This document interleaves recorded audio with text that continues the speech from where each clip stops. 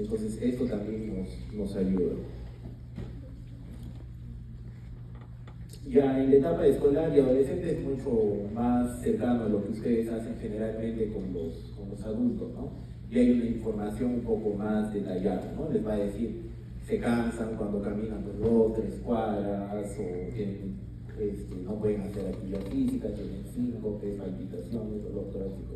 Ya en esta etapa es mucho más específica los síntomas, ¿no? Y yo ya puedo detallar más en específico. En los grupos etarios previos no, es bien general, yo tengo que estar buscando qué síntomas puede presentar y detallar cada punto, ¿no?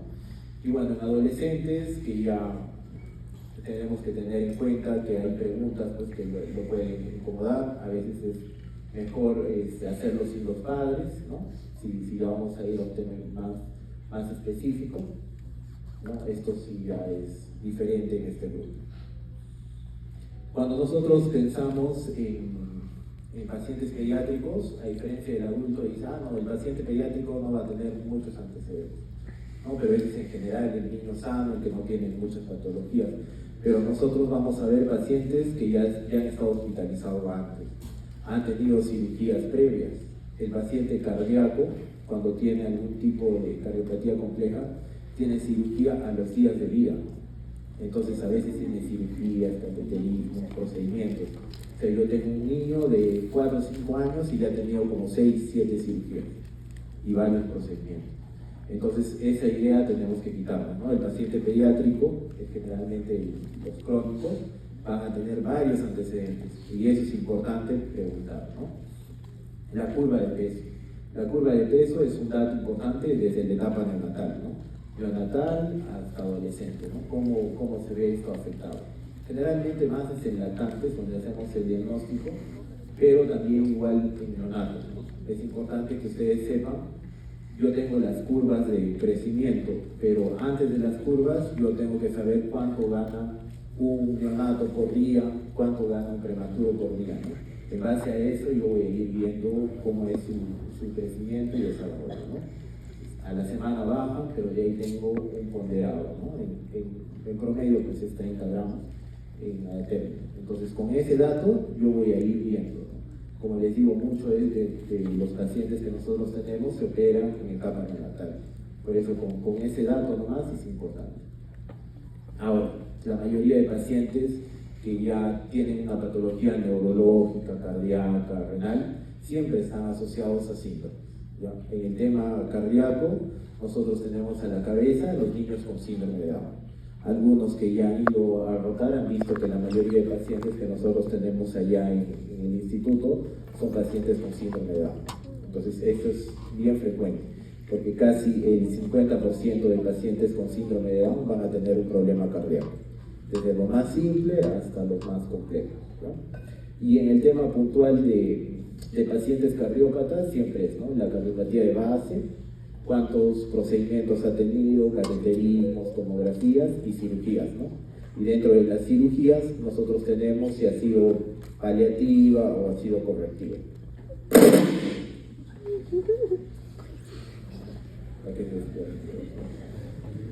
Ya. La historia. ¿Qué es el micrófono? Aló. Ya.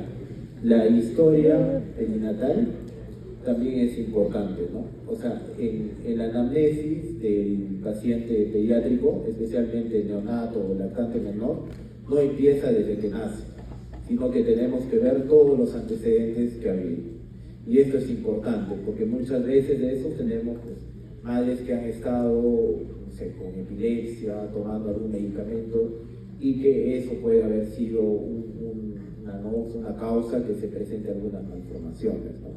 Muchas de las madres en el primer trimestre no saben que están embarazadas, ¿no? Y sufren de otras patologías y algunos de estos medicamentos son teratogénicos, ¿no? Entonces es importante hacer toda la anamnesis, ¿no? La historia prenatal, ¿no? Las enfermedades de la madre, si ha tenido que salir, fuma o tomaba, ¿no? Infecciones tipo el TOC, que está asociado también a patologías cardíacas, drogas, la edad materna, todo esto es importante, ¿no? Yo no empiezo solo desde el nacimiento, sino toda la parte prenatal es importante en este grupo, ¿no? Incluso ahora ya hacemos el diagnóstico desde la etapa fecal, ¿no? Muchos niños de que ahora nacen ya saben exactamente la patología, ¿no? El síndrome que tienen, la patología cardíaca que tienen, ¿no? Y esto ayuda muchas veces a poder planificar mejor su nacimiento. Y en la etapa postnatal también, ¿no? Es importante si ha habido pues, preeclampsia, asfixia, distrés y, bueno, a diferencia de esos antecedentes en el primer, segundo trimestre, pueden dar algún tipo de malformaciones ya cardíacas, ¿no? Estructurales. Los que son en la etapa postnatal generalmente son más agudas, ¿no? Como una miocarditis o cardiomiopatía, ¿no? Que puede tener por estos eventos que han tenido. La historia familiar también es importante, ¿no? Como les he dicho, las cardiopatías complejas, aquellos niños con síndromes también están asociados con bastante tema familiar, ¿no? Si hay hermanos, uno de los padres que pueda tener una patología cardíaca, siempre hay que investigar, ¿no? Cuando uno de los hijos sale con alguna cardiopatía compleja, como un corazón isquiótico clásico, por ejemplo, se tiene que hacer un estudio genético, ¿no? A los padres para sus siguientes embarazos, ¿no? Si es que quieren tener más hijos. Las presencias de síndromes, ¿no? Es importante. Bueno, y ahora con el cambio, ya es bien común en los consultorios de endocrinología pediátrica encontrar niños con obesidad, sobrepeso, ¿no? Esto ya también está cambiando, porque el tema de dislipidemias, infartos, todo eso en niños era súper raro, ¿no? Generalmente estaban asociados a otros tipos de malformación. Ahora sí ya vemos pues, este cambio, ¿no? Y el problema de algún problema valvular es menos frecuente. Y generalmente antes estaba asociado un poco más a la fiebre reumática.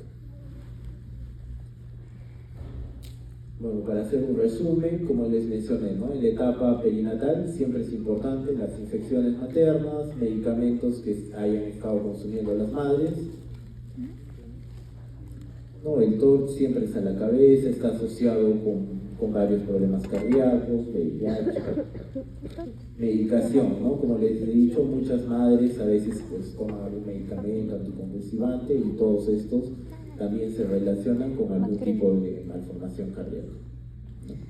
Y algunas enfermedades maternas, por ejemplo, es bien común el lupus, ¿no?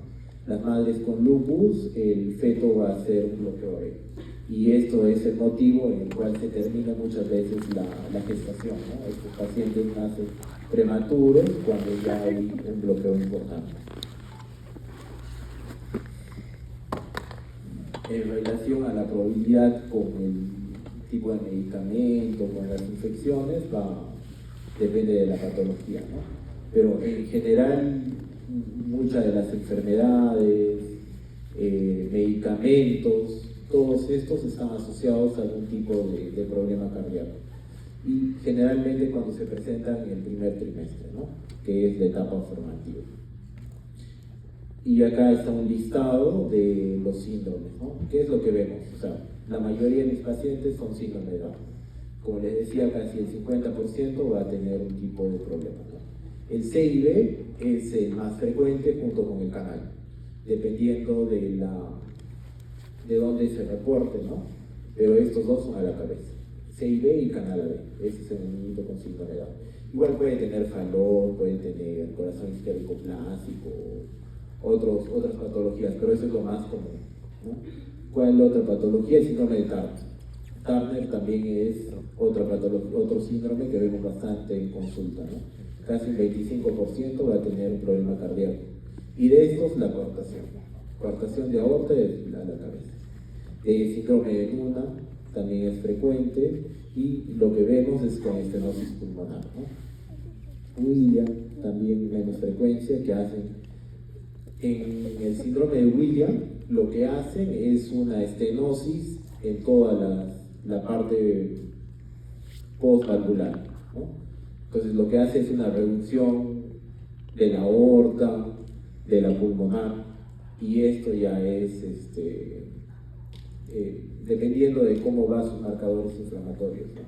Y este es responde bastante con enfermedades reumatológicas, ¿no? Con inflamatorias. El problema es que en casos severos sí que pueden hacer estenosis aórtica de todos los vasos, ¿no? En estos casos ya el manejo es más sistémico porque hacen estenosis severa de toda la parte supravalvular y esto ya no se puede tratar por cirugía, ¿no? Porque no es un solo problema, hacen varios vasos.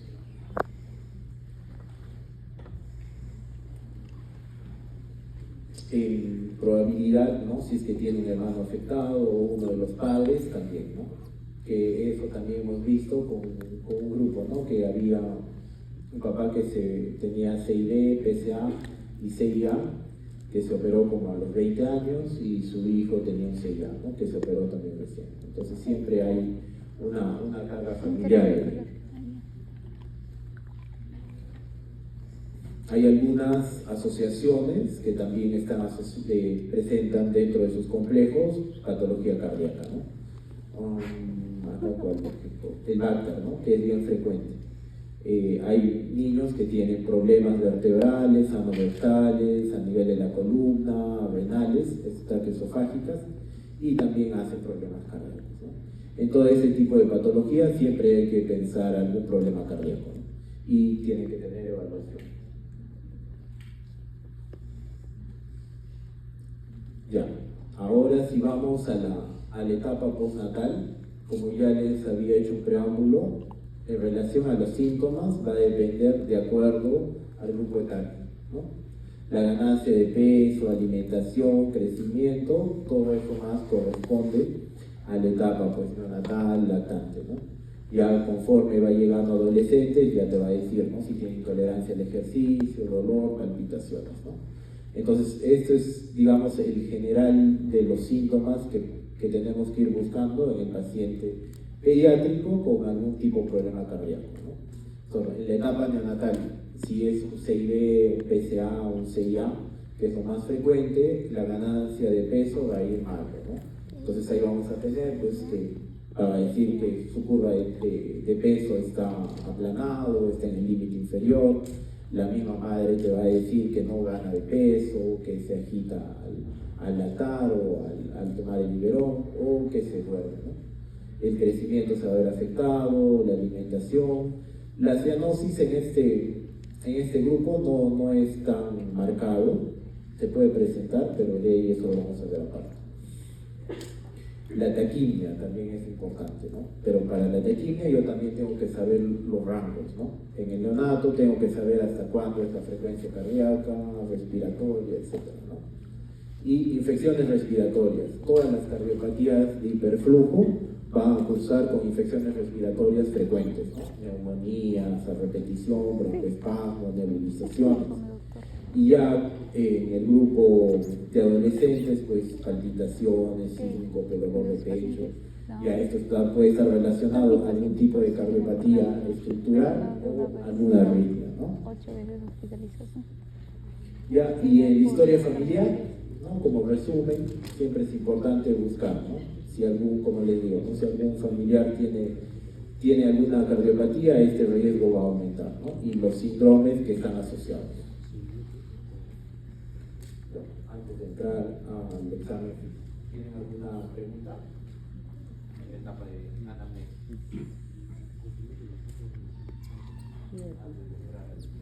Mi examen 1, estenosis pulmonar y marfan. Sí, pero aparte de la estenosis pulmonar no es la espectroscopia de calor. Eso me dijo mi doctora. Sí, o sea, sí. Están pacientes de síndrome de Down y también pacientes de síndrome de St. George.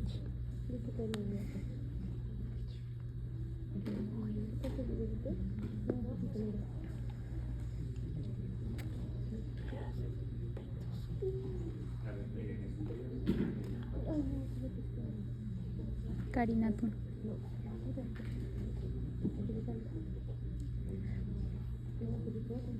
Pero parece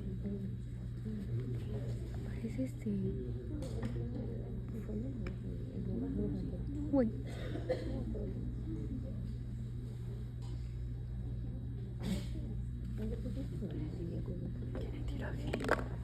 ¿Qué?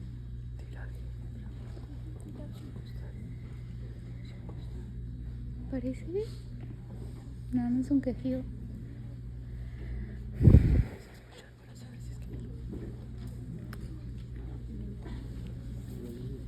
Sí, sí, parece que tiene dificultad respiratoria.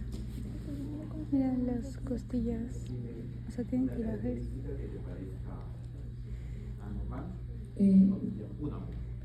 Está usando musculatura accesoria.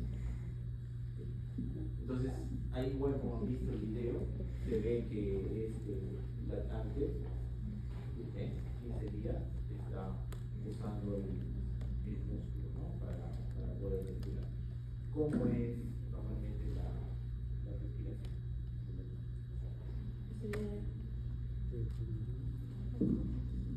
La respiración taquipnéica, además también la frecuencia respiratoria está aumentada en comparación con cómo estaría ya cuando ya tiene 5 o 6 años o incluso en comparación con un adulto. ¿Cuánto es la La frecuencia respiratoria en un adulto está entre 12 y 12 a 20, pero de un lactante es de 30 a 60. 30 a 60, 30 a 50. alrededor de 30? 30 a 60, ¿no? Es un bebé. ¿Cuánto está la respiratoria? Entre 40 y 60. Lo que pasa es que yo anterior le saqué frecuencia profunda. Si además usted tenía 55 y dije que 30, 60 porque ahorita le está estudiando. por eso a mí me dijeron sácale la frecuencia respiratoria y tuve un mes. Ajá. En enero de 2 meses así. Ah, los dos meses. Sí, solo que no sé si usar esto o usar esto. Ajá. ¿Cuál usar? ¿Esta o usar esto? Porque este te da el rango mínimo. Este solo te ponen para ver si está pigmento. Ah, ya no sé. Parece que tiene palpitaciones. Ya, pero ¿cómo podemos definir eso? Porque no te va a decir.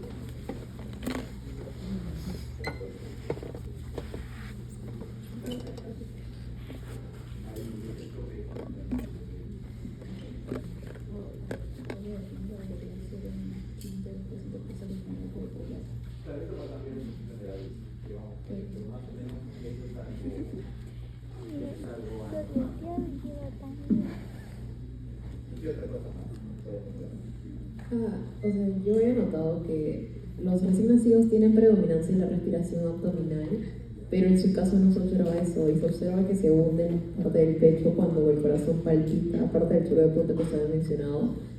Parece incluso que la cavidad torácica estuviera un toque más aumentada en tamaño. Cuando ya Mentiras. un paciente, bueno, no tiene tanto tiempo, pero ya hay una deformación, ¿no? Generalmente en aquellos niños que tenemos Diego, represéntanos. patologías crónicas, Represéntanos. ya empieza a haber una deformación. A ver, ¿qué otra cosa más? Ya hemos visto frecuencia, deformación, el choque de punta, Tiraje, Bueno, del tiraje. ¿El peso qué te parece? Ya han hecho prácticas de pediatría, ¿no? Ya han visto neo. Porque ya está en el límite, ¿no? Un mes, 15 días. ¿Te parece que el peso está bien? ¿Está con ahí está, sobrepeso? disminuido. No, está disminuido. Sí, es menor que lo normal. O sea, eso es importante, ¿no? Que fijen, porque generalmente cuando ven un neonato no lo ven así, ¿no? Este neonato se le nota las costillitas.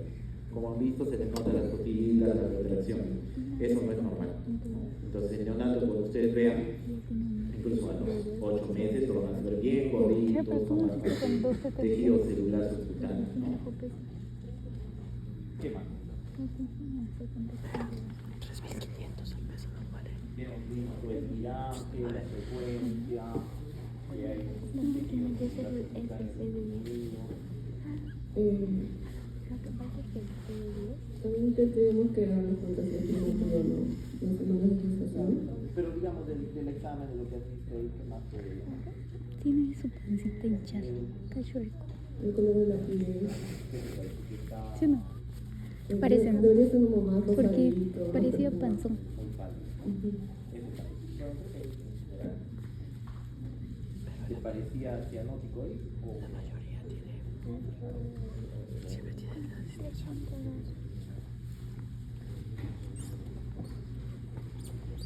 ¿Cómo es eso? Ay, me tengo que aprender todas las categorías.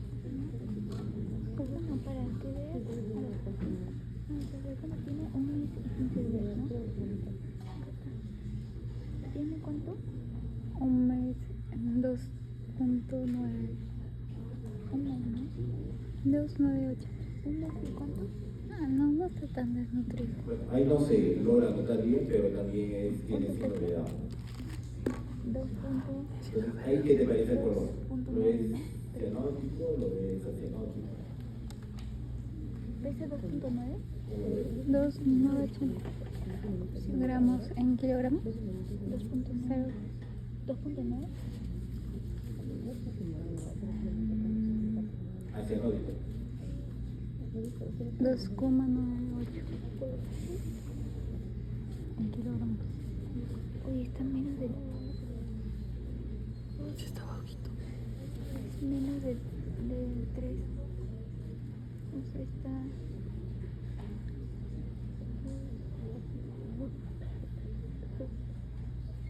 Hay un poco la diferencia, ¿no? Comparado con el otro pequeñito, igual acá también tiene distrés, un poco se nota, ¿no? Pero ven cómo no se notan las costuras, ¿no? Como el otro de estos niños.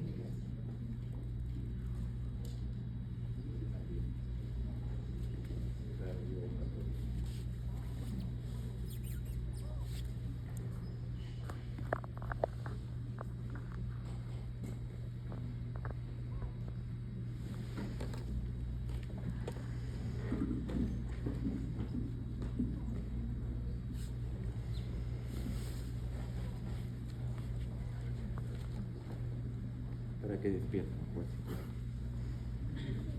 A ver.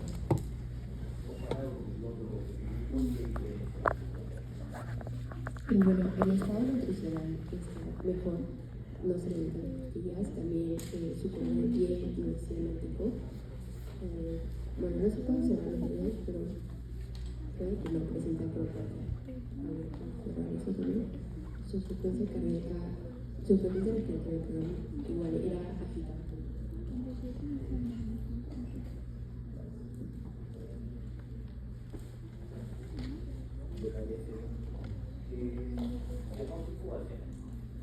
Acianótico. Y ahora con la acropatia es generalmente más crónica. Entonces, la otra cianótica es mucho más marcada. Cianótico así. Para mí era cianótico.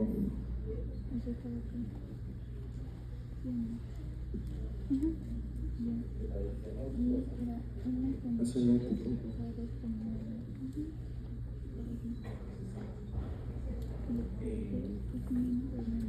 En general, el tema del valor predictivo para definir si es cianótico o acianótico en esta etapa neonatal no es buena, ¿no? Es mala. Porque este pequeñito es cianótico, ¿no? O sea, tiene una patología cianótica. Satura en promedio 70, 75.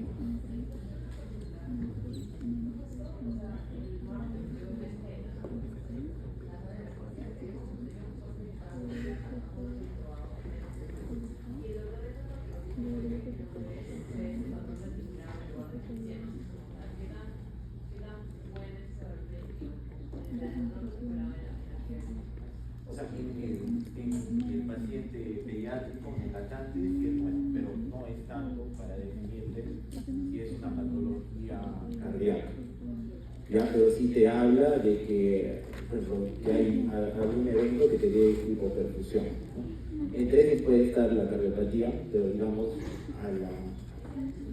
es inespecífico, pero lo más frecuente es por una sepsis. Pero si tienes un niño con síndrome de Down, no. Ahí sí ya te cambia, porque ellos hacen ese patrón reticulado incluso más feo que una sepsis, lo hacen solo por frío.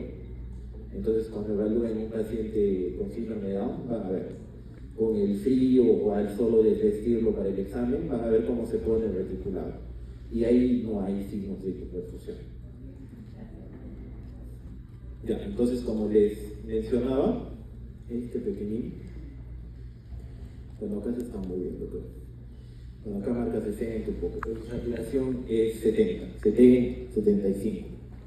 Entonces, básicamente, lo que les quería mencionar es que en este grupo etario no nos ayuda mucho el diagnosticarlo por cianosis, ¿no? Generalmente nosotros cuando estamos en alojamiento o haciendo interconsultas en neonato, es bien frecuente que la enfermera reporte pues, cianosis, ¿no? De los 100 que reporta, probablemente el 99.9 no sea cardiópata. Entonces, justo por eso, porque para que veas cianosis a esta edad es bien complicado. ¿Por qué creen que sea?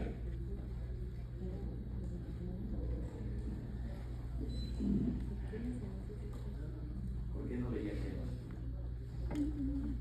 ¿Quién tiene esta edad? Ya que no ve cianosis.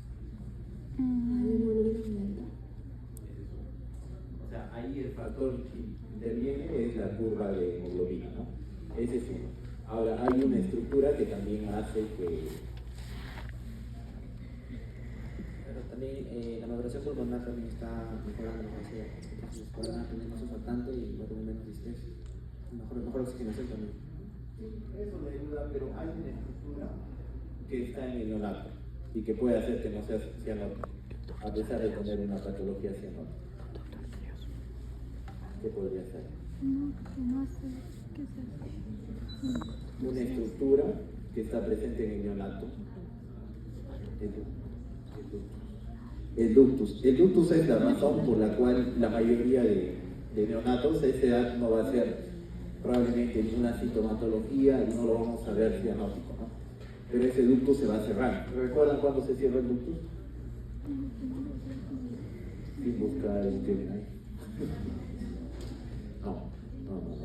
Hay un cierre prematuro, o sea, hay un cierre que es funcional y hay un cierre anatómico.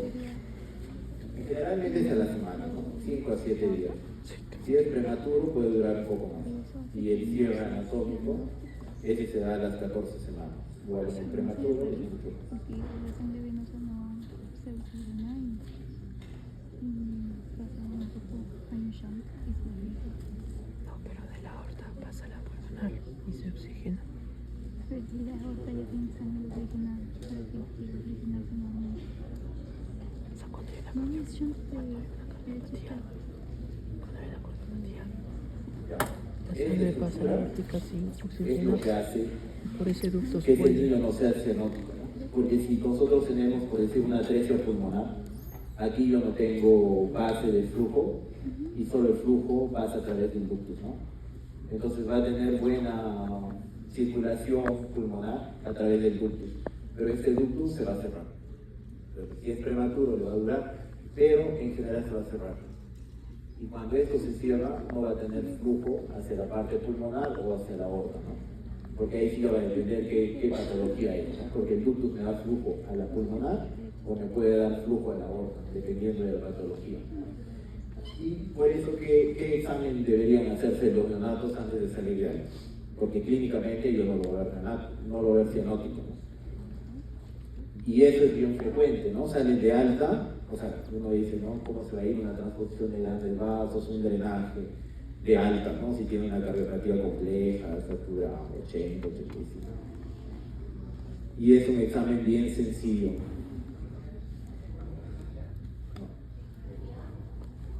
No todos los hospitales tienen ecografía, menos pediatría. En algunos no hay soplo, o sea, no hay ningún defecto. Hay patologías como la transfusión de grandes vasos que no tienen shunt. Sí, porque Tampoco hay en todos, algo más sencillo. Es mayor. Saturación de oxígeno. La saturación de oxígeno es lo que, o sea, ya como norma debería estar, ¿no? Pero es lo que todo neonato debe ir de alta con ese examen, ¿no? Porque si no, después regresa, ¿no? Después regresa y el problema es que cuando el ducto ya se cerró, entra en una fase como un shock, ¿no? Un shock multifactorial y ahí ya no se puede hacer nada. Ya no puede ir a cirugía, nada, ¿no? Y el tamizaje cardíaco es algo sencillo. mides la saturación en miembro superior, inferior y ves la diferencia, ¿no? En izquierdo. Y ya si una saturación de 94 menos, ¿no? El punto de corte es 95, ya es indica algo, ¿no? Y ese neonato no debe irse de alto. Y como lo han visto, la cianosis a esa edad no lo puedes ver clínicamente. A diferencia, cuando ya lo tienes a un paciente más grande, ¿no? Un paciente ya más grande,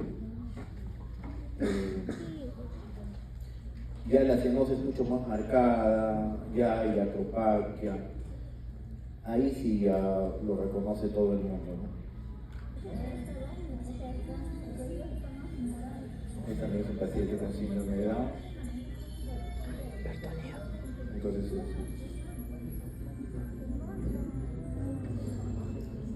sus dedos, ya lo ves cianótico, ya lo ves ancho, ¿no? Aquí el contacto, ya porque es más grande. Entonces, ahí sí la cianosis, pues todo el mundo lo detecta.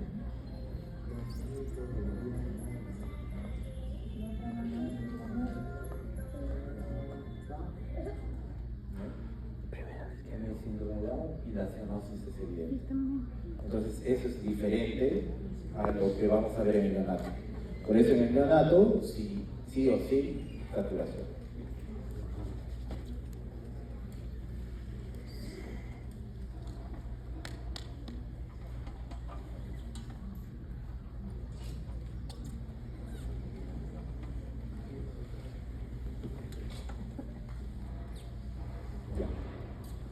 En cuanto al examen físico, aquí la inspección, palpación y auscultación. El orden sí ya cambia, porque si el neonato está tranquilo, no está irritable, yo tengo que empezar con la auscultación. Si es un paciente en edad escolar, pero que está asustado, y mientras no llore, inicio con la auscultación. Entonces acá sí el orden cambia, ¿no? Pero vamos a ir secuencialmente, pero no necesariamente así va a ser su examen, ¿no? Si el paciente se gana la confianza, ¿no? Les deje examinar tranquilos, empiecen con auscultación. Igual en el neonato, porque de ahí ya por el frío, con los revistas, va a estar irritable y de ahí una vez que llore no va a parar, así que tienen que aprovechar el inicio.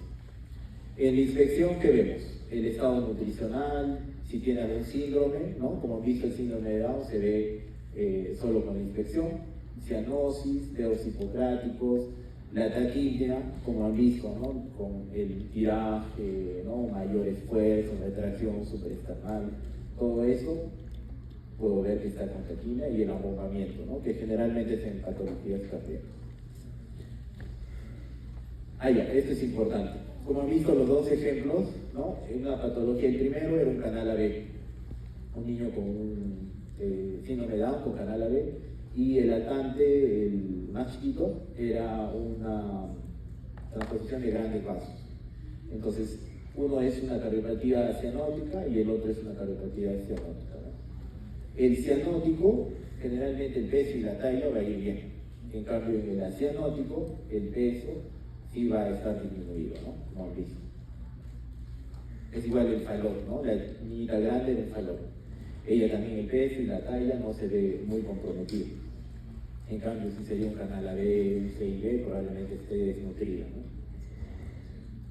Y bueno, los síndromes, ¿no? Es importante igual, el Down sí tienen que reconocerlo, es lo más frecuente que vemos.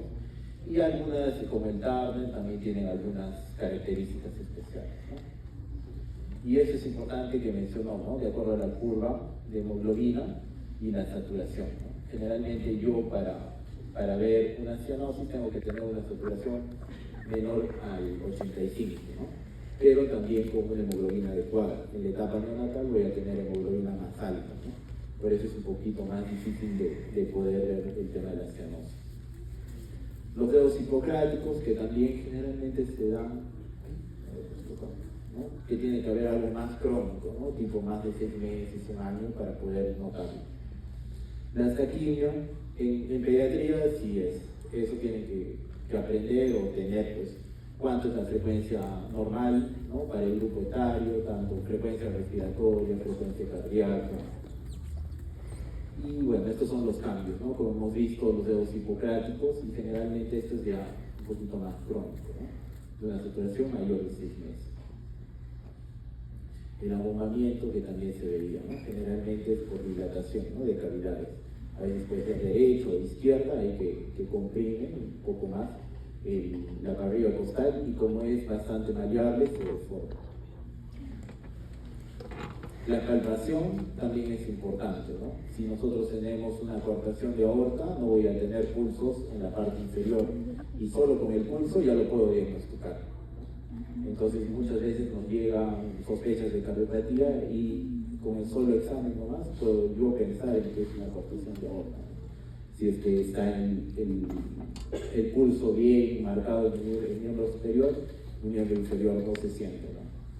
Si ya es más grande, puedo hacer también diferencial de presiones, ¿no? Presión con el manguito, arriba, inferior, y acá va a estar mucho más hipertenso, ¿no?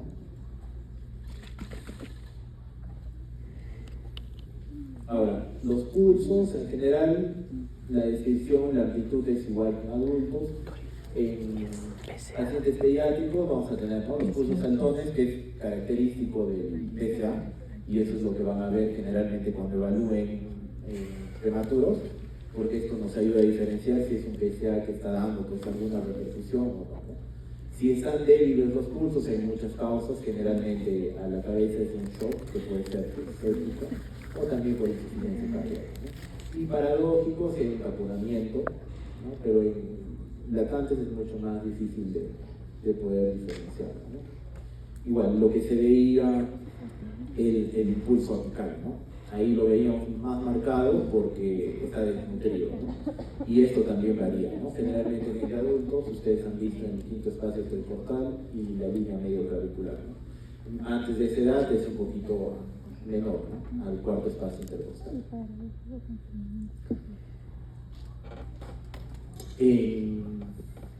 En relación al ventrículo dominante, esto va a cambiar, ¿no? Cuando ustedes tienen un neonato, ¿cuál es el ventrículo que predomina? El ventrículo derecho.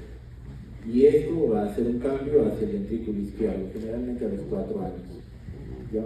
Pero toda la etapa lactante, neonato, es ventrículo derecho, donde va a predominar. Por eso acá le he puesto que es normal en el recién nacido, ¿ya? Pero sí sería normal si encontramos en un adulto que tenga más predominio derecho, ¿no? Nos hablaría de alguna cardiopatía que le esté dando más sobrecarga del ventrículo derecho. El precono hiperactivo, que generalmente vemos en aquellos efectos tipo CID, más en CID, ¿no? PSA también, pero más es en el CID, ¿no?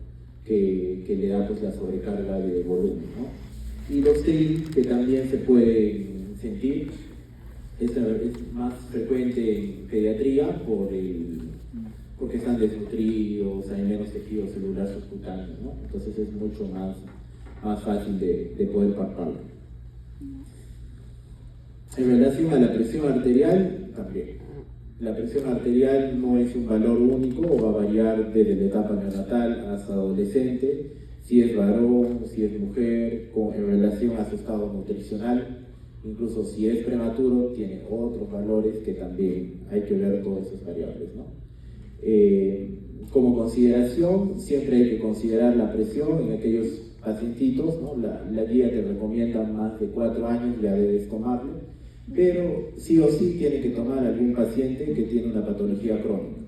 Por ejemplo, si es paciente nefrópata, si es paciente de endocrino, si es paciente cardíaco, debe tener un valor de presión arterial, ¿no? Ya la diferencia entre brazo y pierna, esto sí nos ayuda para el tema de la coartación, ¿no? Si hay coartación, voy a ver una diferencial de más de 20. Entonces voy a tener una hipertensión en el miembro inferior, en el miembro superior, y miembro inferior mucho más bajo, ¿no? Y para evaluar pues la auscultación, que a veces es lo primero que empezamos el examen físico si colabora, ¿no? Hay que evaluar los ruidos cardíacos, los sonidos extracardíacos y los soplos, ¿no?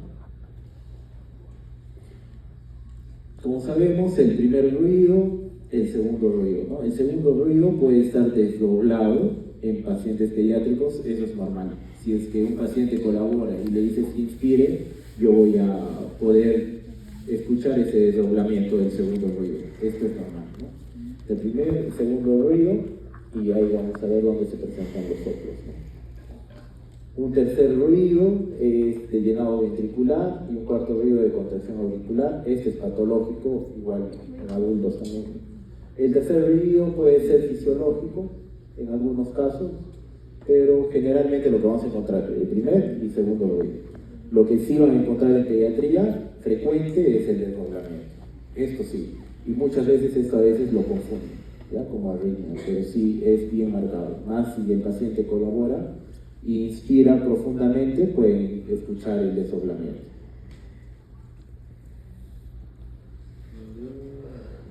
Vamos a verlos.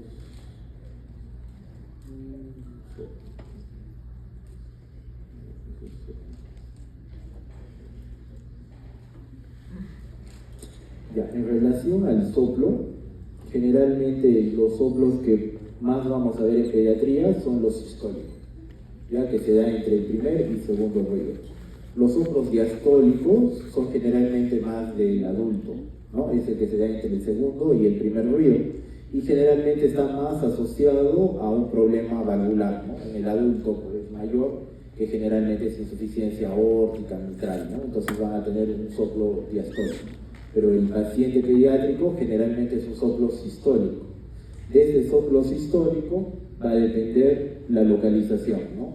Si es al inicio, a la mitad o al final, ¿no? Y dependiendo de eso yo puedo hablar protosistólico, mesosistólico, telesistólico, o si se da en todo el tiempo, ¿no? Como el del PSA, es holosistólico. Y acá, ya. Entonces, lo que encontramos más es este tipo de soplo, ¿no? Que es como si fuera una banda continua. Generalmente esto es del CIB. El CIB me da este soplo. Yo casi no voy a diferenciar el segundo ruido porque está mezclado ahí en el soplo del CIB, ¿no? Es un soplo fuerte, dependiendo del tamaño del CIB, pero generalmente como los efectos no son muy grandes, van a escuchar un soplo bien marcado, ¿no? Y el segundo ruido es bien difícil de diferenciar. Ahora, un soplo al inicio, ¿no? que me puede ser un tema valvular, ¿no? Generalmente en niños, una estenosis de la válvula pulmonar me va a dar un soplo sistólico al inicio. Y si es que ya me da en los dos tiempos, es un soplo de PSA, ¿no? De locomotora, que escuchan en los dos tiempos.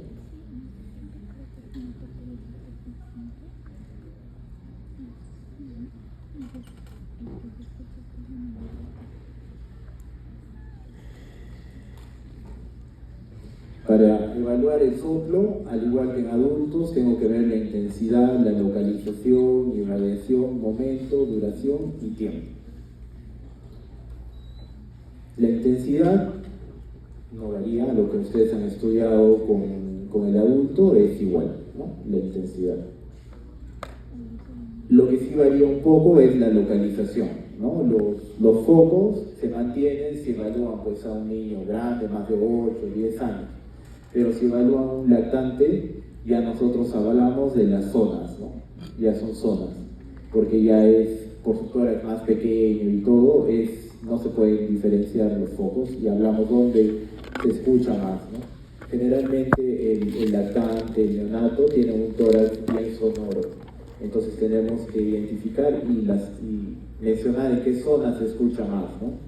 Puede ser un borde parasternal superior derecho, superior izquierdo, a nivel del ápex, o el borde parasternal inferior, ¿no? Y también hay otros lugares, ¿no? Aquellos niños que tienen ductus o una fístula, que es una cirugía paliativa, vamos a escuchar un soplo continuo infraclavicular, ¿no? Algunos irradian en la espalda, como el CIB, como es un soplo fuerte, puede irradiarse hacia la espalda. Entonces, básicamente ahí, dependiendo de la localización, más o menos vamos a poder diferenciar las zonas, ¿no? O las patologías que pueden estar. Y como les digo, en niños, a la cabeza son los problemas de comunicación, ¿no? El CIB, el CIA, PCA, coartación, todos estos son los más frecuentes. Qué raro, la estenosis aórtica, estenosis mitral, ¿no? Estos son mucho más raros, o estenosis supravalvular. Generalmente estos ya están asociados a otras patologías, pero lo que van a escuchar así solo aislado, ¿no? Es el CIB, CIA, coartación, esta salud, ¿no? Pero también se compone de 4 componentes.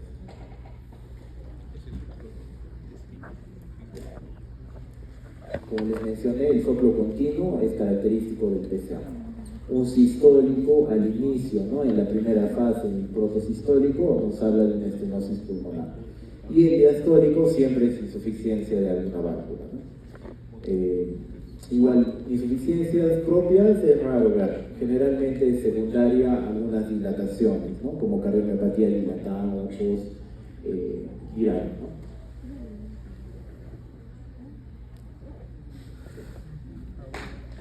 Eso sería todo.